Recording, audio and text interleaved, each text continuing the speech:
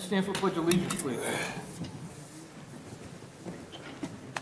Pledge allegiance to the flag of the United States of America and to the republic for which it stands, one nation, under God, indivisible, with liberty and justice for all. I have a motion to open the meeting. So said. Second. All in favor? Aye. Hello, everybody. For the purpose of this meeting, this is being filmed tonight. I believe we're live, and then also you could be going into this meeting through the Google Meets app. So, can everybody hear me okay? Good. First item on the agenda is deliberations for the site plan decision, case file SP 21012. Hold on one second. My glasses are really bad.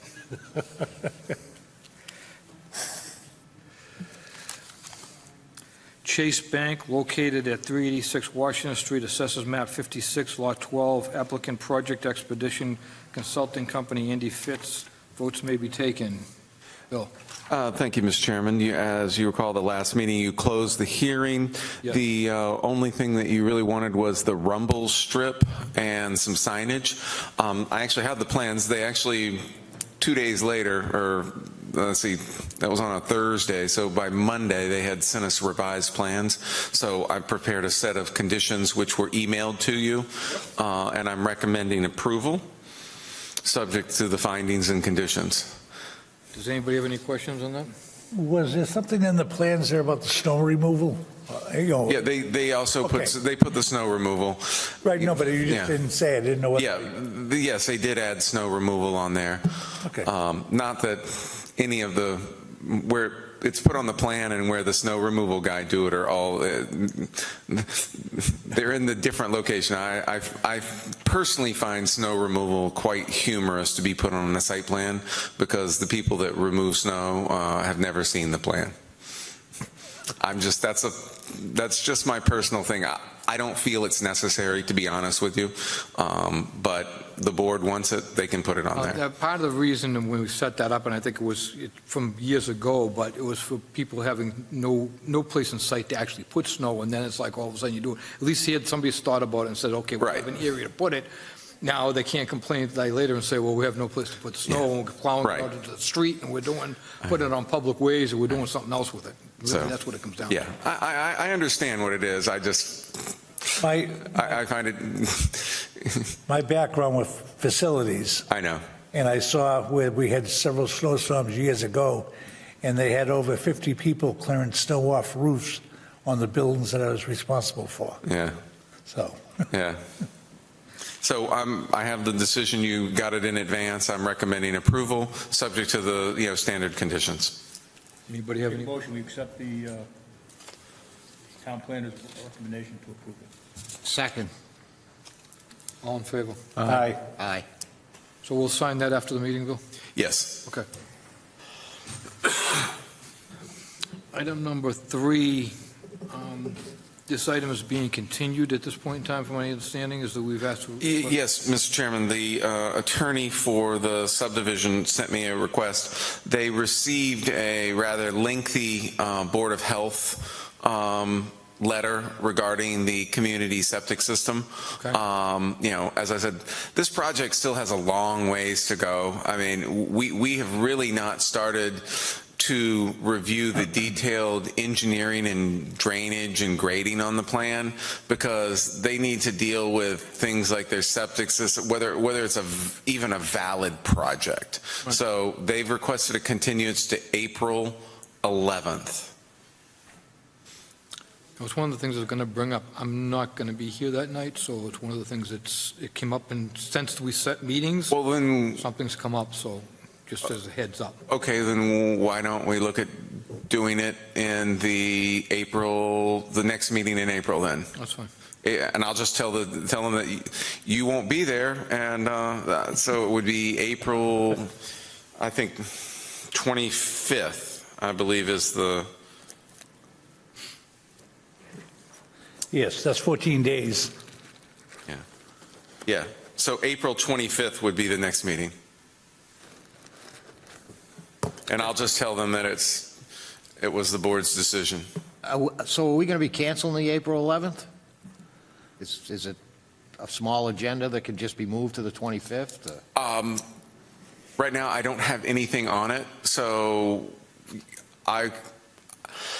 as your staff, I try to manage the agenda, so I will look at working to manage the agenda to make sure that, if it's something that's only needs 3 votes, it doesn't need a supermajority. If there's a Form A or minutes or something like that, we would do that. But I will make sure that public hearing items don't get on the 11th. We need adult supervision. Huh? We need adult supervision. Here's your adult, Vice Chair. Wait a minute, I might be the youngest. Okay. So we'll move that one to the April 25th number. Item number 4, a new public hearing will be held. I believe you need to look at voting on that. And I think there's some citizens here. Okay. I wasn't going to take any testimony on that Yeah. tonight because they've asked for a. I think we can explain, we can't take testimony because they've requested a continuance. So which means I can't take any information without because they're not present and they've asked not to be present. That's why we can't take any testimony on that. Yeah, you can go. So the next hearing will be on the 25th of April. And you can always call my office in advance and I can let you know if they've continued it yet again. They really have to do a lot of work. We got a long ways to go. She wants to make sure that she knows what's going on. Yeah, I do. I- And there's a few other things that I thought of that should be questioned. Well, Why don't you well, call me with the questions, ma'am? Yes, I'll do that. I'm over here. That's Bill. Call me, I'm the town planner. Call me with any questions and anything, and I can look at trying to answer them. Or if you have questions and issues regarding different things, I can incorporate that in our review and with the engineer. So, and I believe you've called my office several times, so just call my office. I'm Bill Roth, town planner. Every time. Huh? It was very pleasant. Yes, so give me a call and I can, No, you're Kelly? Dan Kelly? No, I'm Dan Kelly. That's Bill Roth. I'm Bill Roth. Okay. I'm the town planner and the staff. I'm the town planner and the staff to the board. So everything just come through me. And any of your concerns, I know there's concerns that you've had regarding the water, the underground, that sort of thing. And you know what? I want to list all those out because you have a lot of concerns. I want to bring those to the attention to the town engineer and to the Board of Health, okay? Yeah. Okay. Thank you.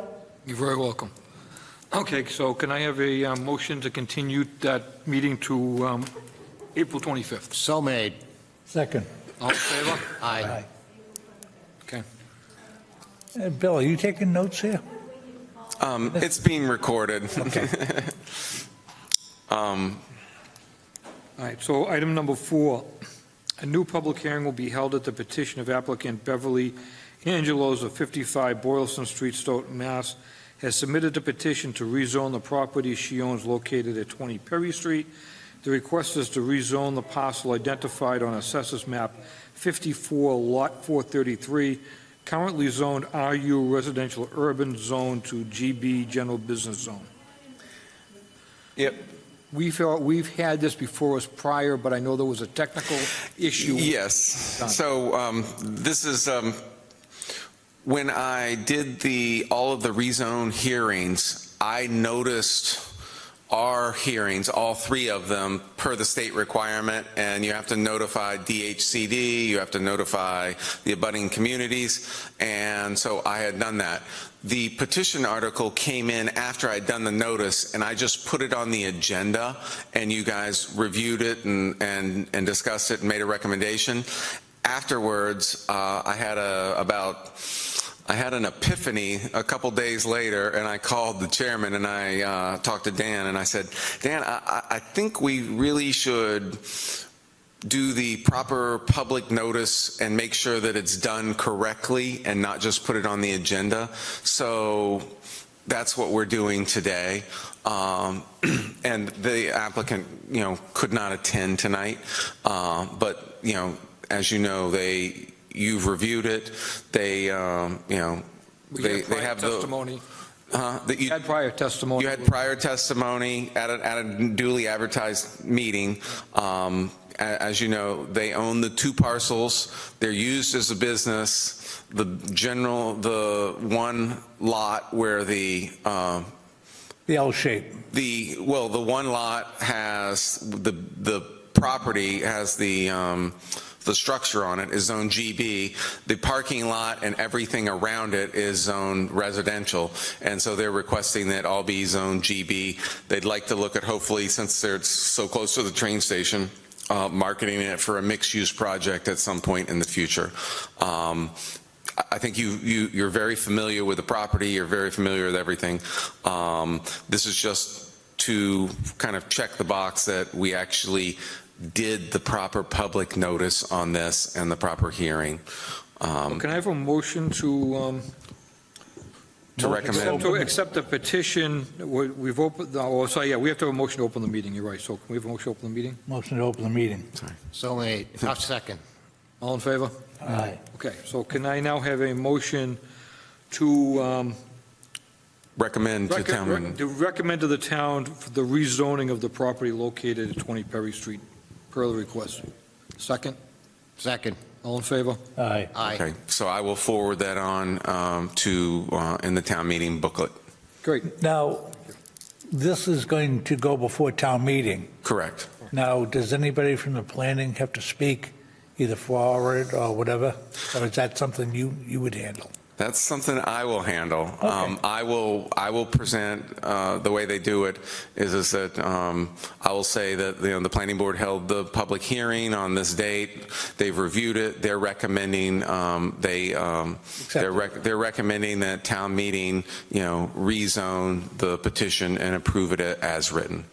So some of the other articles that we're sponsoring are going to probably take me a little longer when we have to go through the charts and those sorts of things. So I get it. Thank you. All right, so item number 5, we have the Route 27 corridor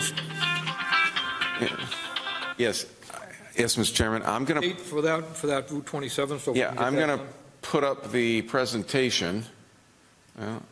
And we have Sakanya and Jawan from MAPC. So hang on. My computer's not responding. Are you both online? Yes, we are. Okay.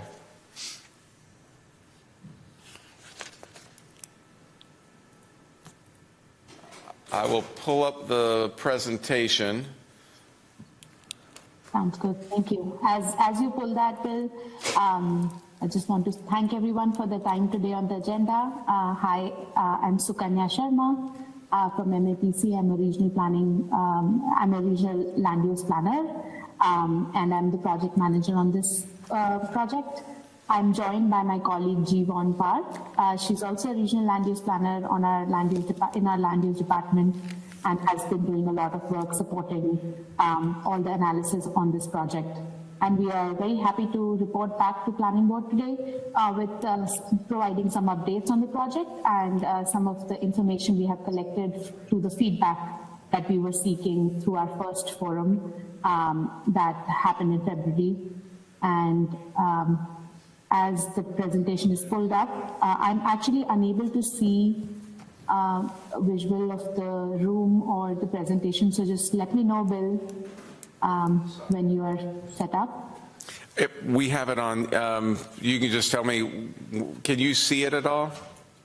I can't, unfortunately. I can only see the meeting attendees. Okay, I'm on the opening page.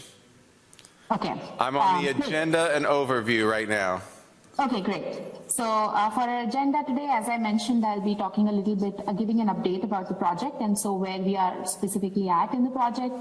And then we'll share updates on all the outreach that we have been doing and all the feedback from the survey that we have been collecting, survey results that we have been collecting, as well as some of the next steps in the process. On the next slide. Timeline. Here, just want to flag that we are moving along. Currently, we are in the feedback synthesis phase where we are reporting back to planning board as we speak, and we have just wrapped up our community forum 1 in Jan. And then in March upcoming, we are looking forward to the second community forum where we'll be talking about draft recommendations and seeking feedback on the same from public. Now, target date is still to wrap up by May 2024. And the next slide, which has the scope activities. Just as a reminder, this corridor project has included, the first step was to conduct an existing conditions analysis, which we did and we reported to the public through our first public forum. And now we are at the scenario development stage. And pretty initial stages of it because we are still using the feedback that we have gotten from the public to identify what zoning alternatives there are based on the tools that we have at our disposal. And we'll be presenting all the recommendations in March to public on what various options we have depending on the feedback we have gotten. The next slide, which talks about outreach updates. We want to share with the planning board our outreach so far. Community engagement and outreach has been an integral part of this project, and we have been trying our best to reach out to all stakeholders as much as possible. So far, we have conducted interviews or one-on-one meetings with the following sort of organization/people. One, the Old Colony Planning Council Transportation Team. We identified and we recognize that this corridor has the zoning component, which is a critical part of this project, but then also the complementary transportation and mobility recommendations are needed so that both the success of the zoning happens and vice versa. And so transportation and land use need to go hand in hand. And so we reached out to OCPC.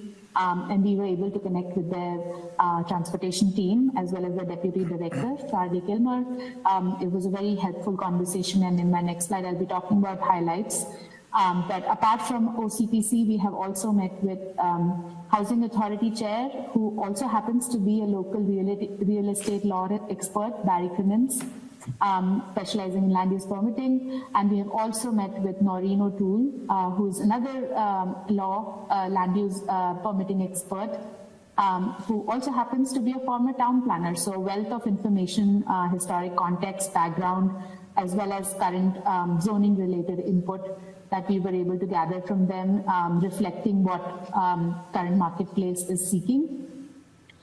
And then we also met with a couple of residents, one, a property owner, as well as past member of Select Board, Cynthia Walsh.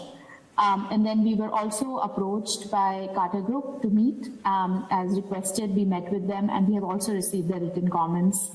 And I think the town has received those as well. So this is some of the outreach efforts that have been ongoing apart from the survey and the public forum that we conducted. And the next slides are the highlights from these interviews or meetings. We are currently still synthesizing some of the report recommendations that OCPC provided us, because those are a lot of reports. But overall, the information they provided us on previous corridor planning efforts from transportation point of view were very helpful. We found out that 2013 was when the last transportation corridor study was conducted on Route 27. And we are looking at the recommendations from that. We also learned about ongoing studies that are happening, or efforts that are happening at MassDOT that can actually benefit the work that is happening in this corridor or complement it, such as the vulnerable bus stop assessment and safe street action plan that they are creating.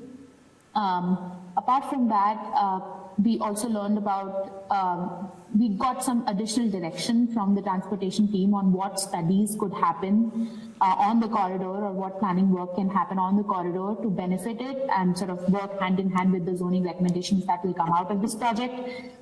Some of the examples include conducting retrofit for infill sidewalk along the corridor, the side which does not have the sidewalk, conducting safety audit update, identifying bike path and crosswalk creation opportunities, looking at bus stop vulnerability assessments, and looking at also the need for mitigation of low level of service for side street intersections along the corridor, since there are so many curbs along it. And these were some of the recommendations we picked up from the report, as well as from a conversation with the OCPC team. We also learned about a comparable example, a project that has been happening in East Bridgewater along Route 18. And it has been interesting because it has a similar context. They are looking at sewer expansion, similar mix of commercial and industrial with some residential in it, along the New Bedford Street. So North Bedford Street. And so we are sort of looking at that project and closely looking at what are the successes there, just to have a comparable example. And then a few other highlights from the conversations include the conversation from the real estate and land use permitting point of view. Some of the flexible regulation requirements were found to be too steep for the use of the law experts and the clients they work with. Use in dimensional tables could be updated to reflect current uses. And additionally, we learned that, which we sort of also knew, that having senior housing done only by the housing authority might not be as effective and might create a barrier to creation of senior housing that is very much needed. As well as they recommended that there's potential for mixed use along the corridor closer to the plaza, the RK Plaza, where there's more concentration of commercial uses in general. From our property owner conversations, we got a lot of historical context and dimensional requirement related context from them. And then overall, of course, the conversations were about how they can maximize the value of their property, which makes sense from a property owner's point of view. So these were some of the highlights we wanted to share from all the meetings we have been, that have been ongoing with stakeholders. And the next sort of feedback that we have been gathering is through the survey overview, which is in the next slide. This survey was released could you hold on one January. second? Hello, this is Dan Kelly. I'm not sure if it's your microphone or as to how loud we've got this, but your voice is getting really muffled in what you're saying. I'm trying to hear a little clearer. I just don't know what is causing it, but it's getting worse as the presentations are going on. So I just want to see if you can hear it better. That's all. Oh, I'm sorry. Is this better? That is better. Thank you. Okay. Maybe I can, should I repeat maybe I can go back to the last slide and really quickly you're repeat good. some of the key points? No, you're fine. Let's read it. You can go to the Okay. survey overview now. That's it. Okay, great. So for the survey overview, we wanted to, so this survey was released in the first public forum, during the first public forum in January, and was open from January 24th to February 14th for 21 days approximately. And the purpose, of course, was to provide firstly another method for folks to participate, because we had an in-person forum, which not everyone can make, cannot come in on a weekday. And so this was another opportunity for folks to look at the presentation materials and respond to us and give us their feedback. We got 57 responses. This included the paper responses we had received during the forum, as well as the online responses we had gotten.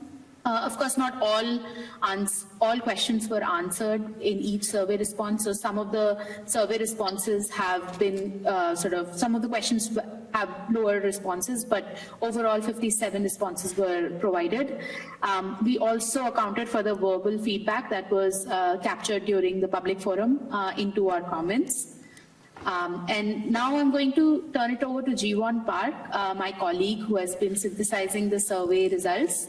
Devon, are you able to join? Yes, I'm here. I'm not seeing the presentation right now. Oh, yeah, there you go.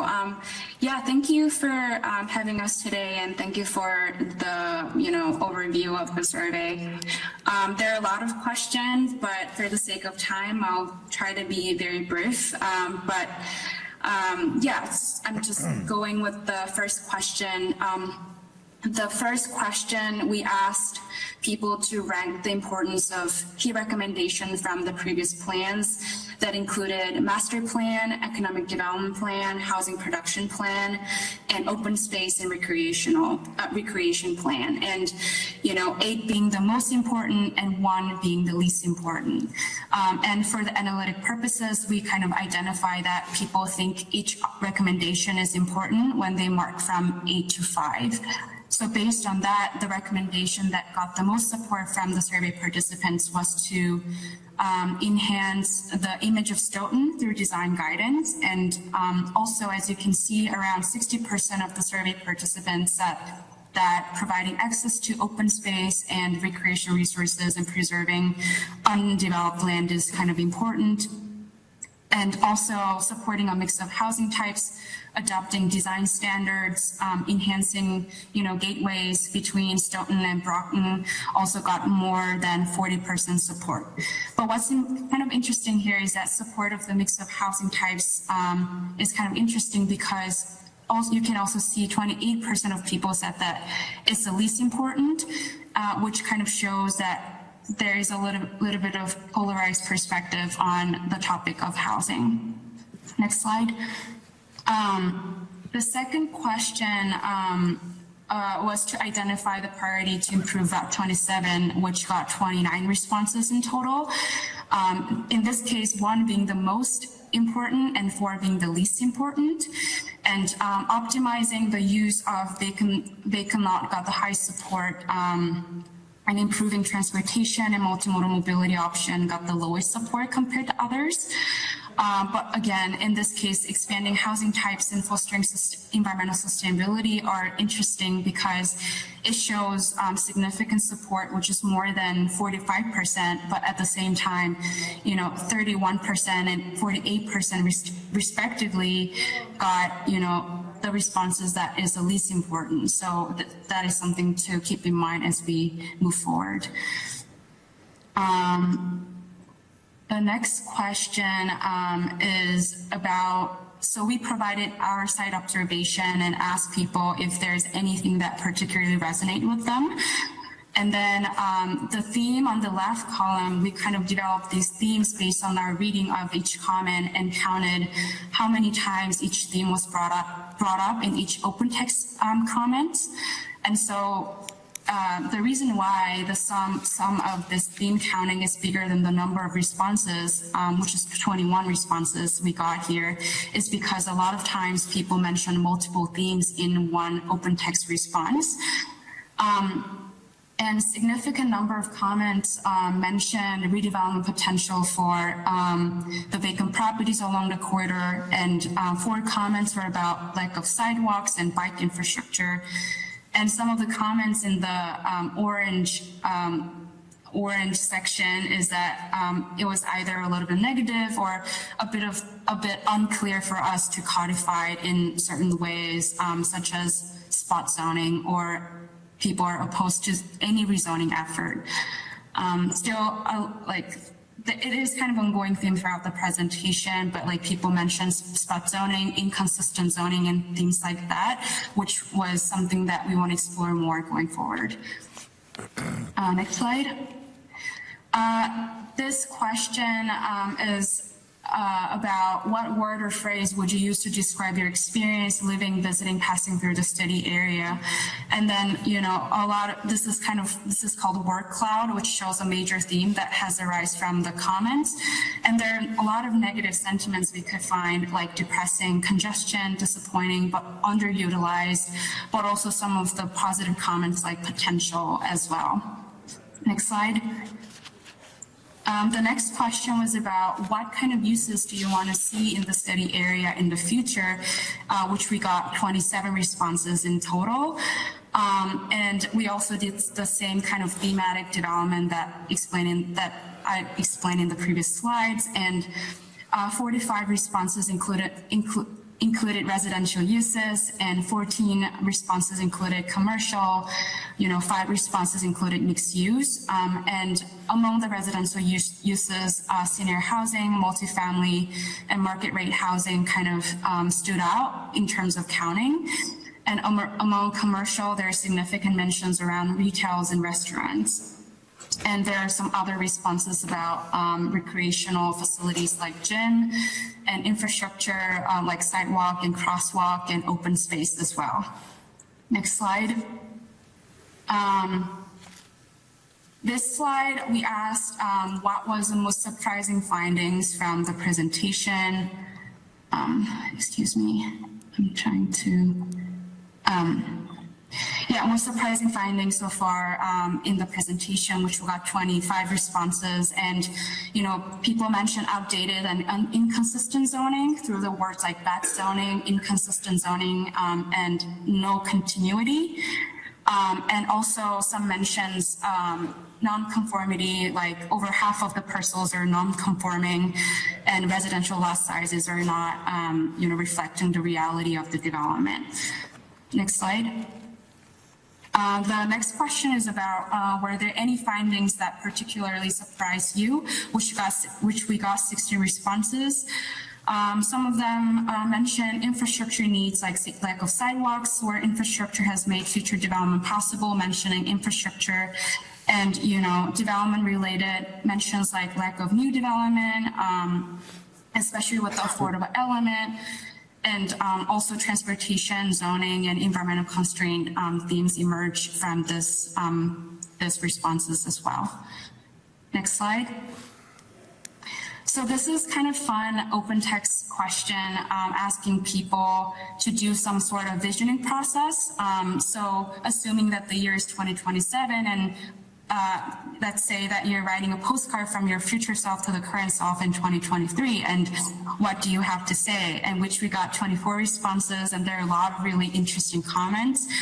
But I just brought 4 example comments here, kind of saying that I'll just read one of them, saying, I'm observing landscaping with a heavy emphasis on design with pedestrian-friendly sidewalks. The mixture of housing and business lends itself to the neighborhood business community. I'm thrilled to see more public transportation for the community residents. So, landscaping, pedestrian-friendly sidewalks, mixture of housing and business, mixed-use development, kind of more greenery emerge a lot from this exercise, and we're happy to provide more details as we develop report. Next slide. I think this is the final question, just asking, do you have any final comments? And then there are a lot of really helpful comments. Some of the comment mentioned there needs to be improvement in lot sizes, density, height, open space, and amount of development, and also especially pointing out the lack of senior housing, and also need to maximize the return and the need for revenue for the town as well.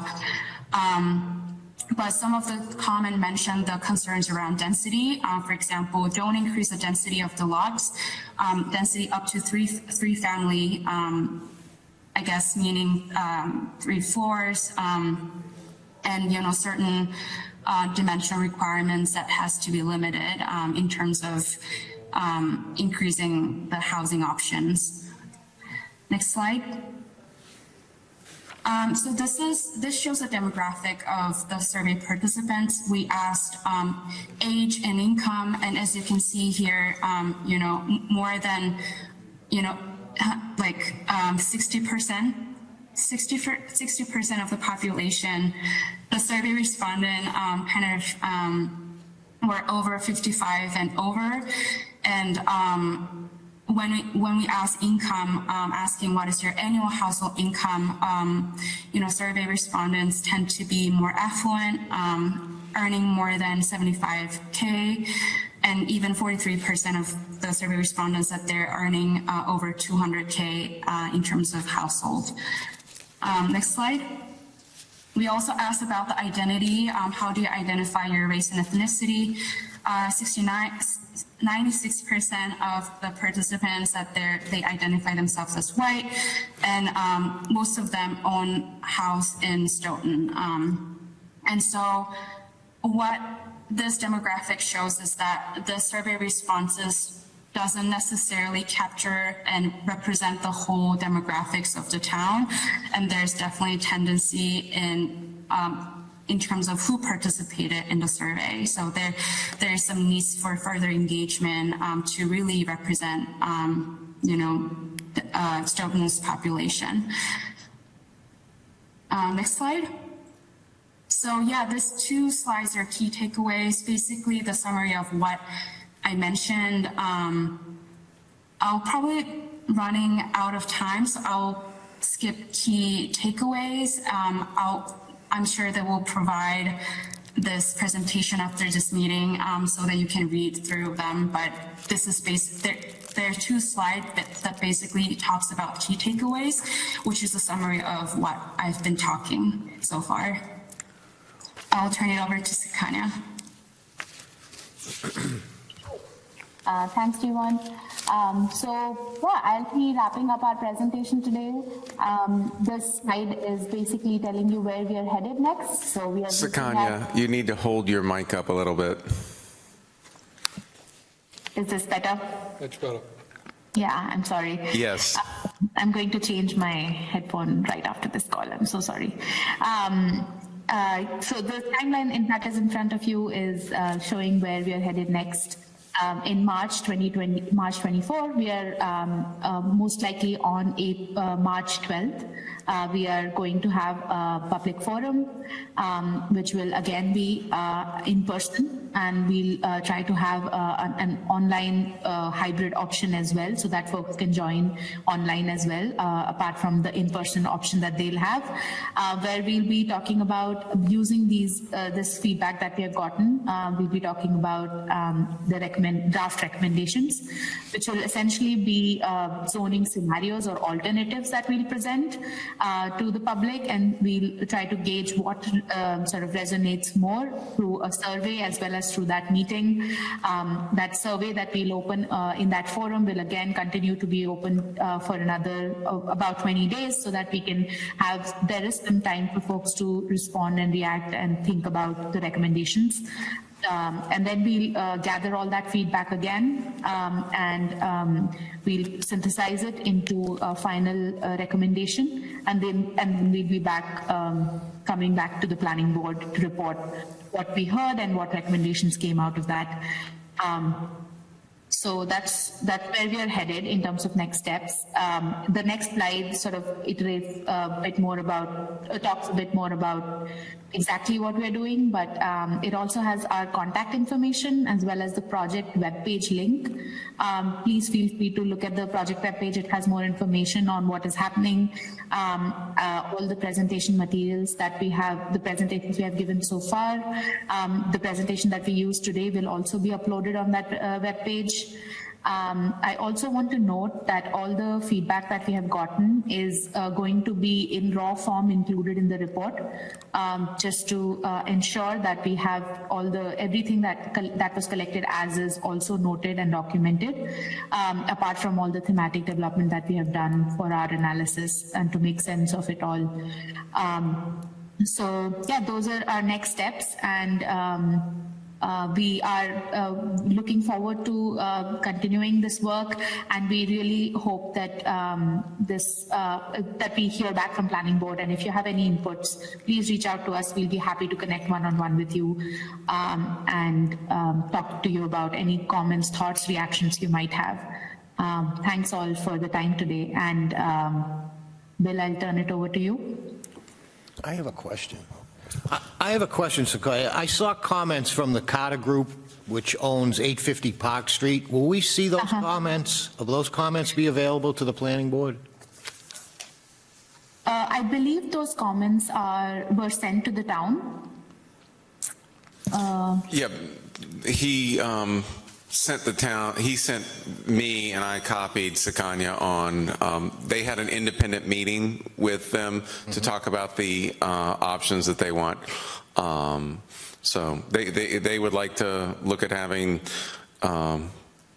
higher density residential or mixed use. So, but I can forward on his letter. His letter's pretty basic. So I think that's one of the discussions I think we are having with the consultants is that, you know, I don't, you know, if we consider recommending a density change, what does that look like? I do know that the density that he would like would be a very high-density multifamily. I don't know how appropriate that is for that neighborhood.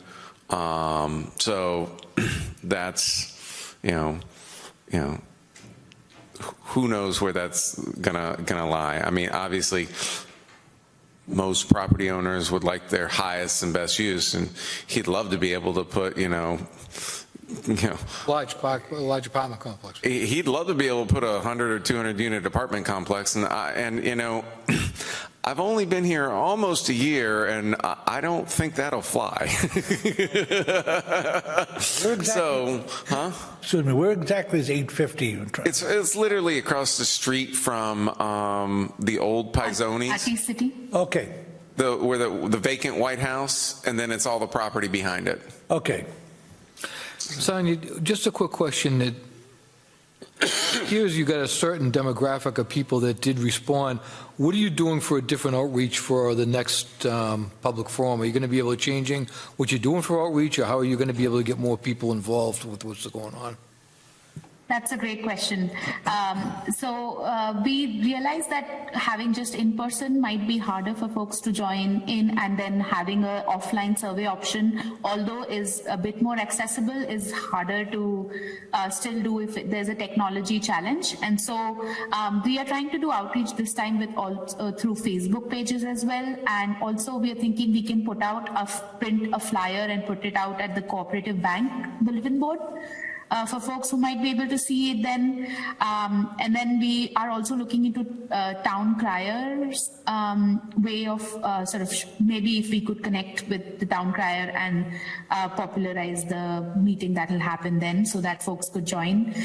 For example, the folks who rent on that corridor at the trailer park or otherwise are definitely folks who we have not heard from apart from many others. So yeah, we're hoping we can get even more involvement and engagement here through these additional methods.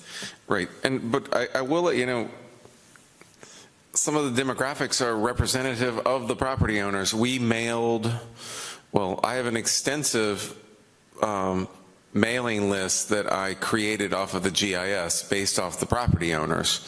So, you know, while, you know, we have to be diligent on reaching out to populations that we can, you know, look at getting, I think we need to look at the mobile home park because that's, you know, trying to get, because those are a lot of residences that don't realize it's there. But Are they, that mobile park, do they own the property or do they rent the slot? I think they rent a slot, and so when you look at the property owner list, that's one owner. So we need to look at, there's a community board there and those sorts of things, and trying to, you know, do additional outreach there. And I agree, probably the demographics did fit the owners, but I just think there's a lot of neighborhoods that are around 27 that people are going to want to have some input into what's going on. Well, one of the things that we did is, you know, it wasn't just, the list expanded quite a lot. There's I do know 3 members of the planning board that are within the catchment area because I think they might have even I've tried not to duplicate them, but I believe one planning board member received 2 notices. Well, I'll tell you, I wasn't one of the 43% at 200 grand a year. I don't know where that came from. He's lying. So you know, trying to get representation is it's a moving target, and we acknowledge it, and we try to do the best we can. So, that's all, I just asked the Yeah. question, that's all. Thank you. Thank you very much for your presentation. I Appreciate actually it. had two Oh, questions. go ahead, I'm sorry. First one is probably an easy one. You have March 12th as the next date, proposed date, and I'm not sure if that's going to conflict with any of the town meeting warrant articles going for public hearings that'll be going on at the time. I reserved this room for March 12th, and there was not a finance committee meeting reserved for this room, Right. for that Tuesday. Typically, some of these other, the warrant articles, whatever, don't always get heard up in this room, so they could be Okay. down in the Fitzpatrick room or something. Well, it is the only day that I can get this room or the library or even the police room. Okay. It is, we went round and round. We were going to do it a week early. Literally, the 12th is literally the only day that we can get a room that has the accessibility for the virtual meetings, and that I'm not in this back room back here or downstairs in the Fitzpatrick room. Okay, no, I understand. So, I'm just saying that Yeah, there was nothing else on the calendar, so. the other thing, the second thing is, I saw the presentation done on the stormwater drains and all that, and one of the things that came up, they did it, Mark did it last, Okay. and what they did was they focused on downtown. But one of the things that was mentioned was the tail end of Turnpike Street /27 Park Street. That area is a high water table area. So when you start to do some of the zoning here changes, does that group somewhat get involved to have the you're not going to just change the zoning without involving. Well, I'll let you know. I just don't change zoning. I cannot do that. Okay. So we will make recommendations to this body and hold public hearings. Development Services, which I'm part of, I do, they are aware of. Mark Tisdale is heavily aware of this project. Right. They did a very good presentation and found it very interesting. Yeah. And with that in mind, if any changes, developments, Yeah. I'm sure Mark will be involved in that. Correct. Okay. Mark will. So, yes. Yeah, and I just want to add, I'm not able to clearly see, but I'm guessing it's Peter who's speaking. I think it would be helpful to know who exactly you are mentioning. We are always looking out to connect with more stakeholders, and if you think it's helpful, we can definitely connect with them, learn more about their work, and share what we are doing just to make sure that everyone's on the same page. So we're happy to do that outreach. If you can specify who exactly your contact information, I can follow up as well. Yeah, that entire corridor is fairly wet when you come down to it. Right. Yeah. You're being kind.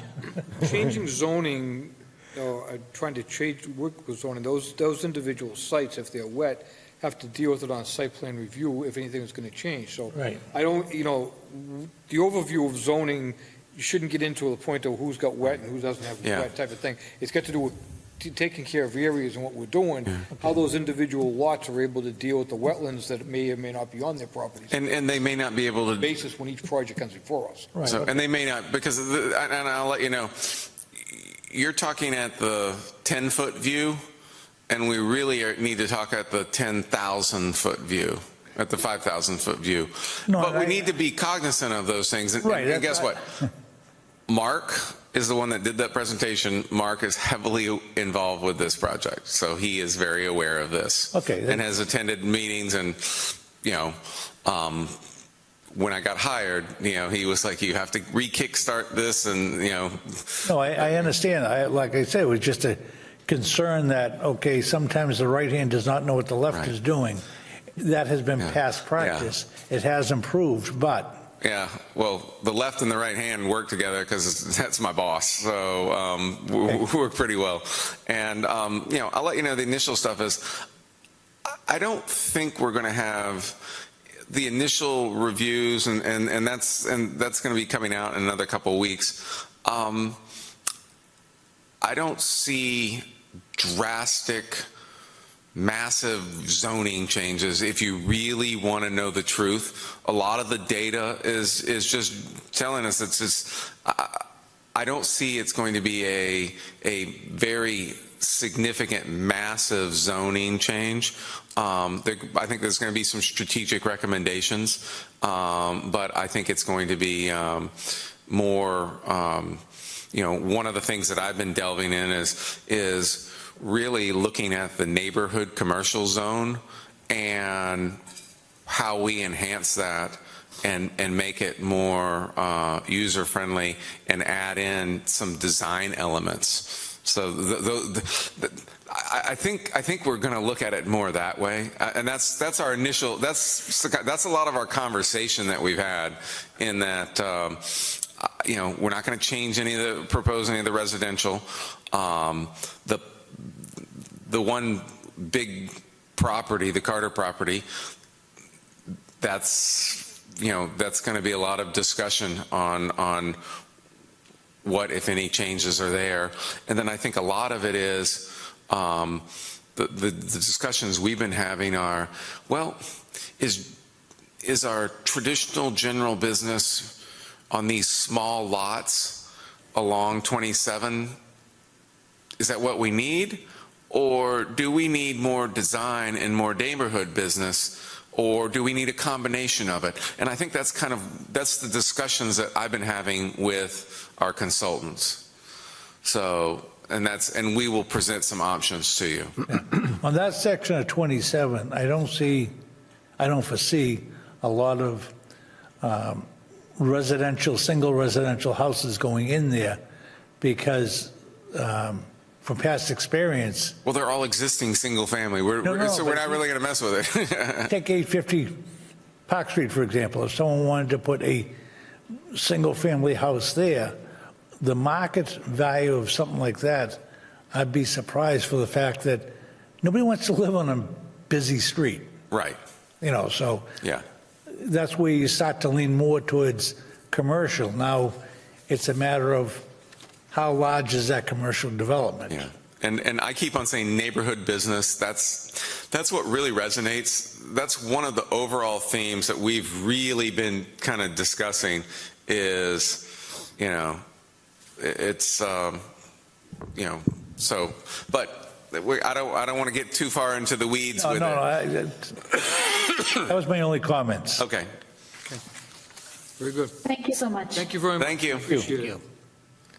Have a good evening, Sukanya and Juan. Thank you. Good night. Thank you. Good night. Next item on the agenda is the meeting minutes from Thursday, January 11th, 2024.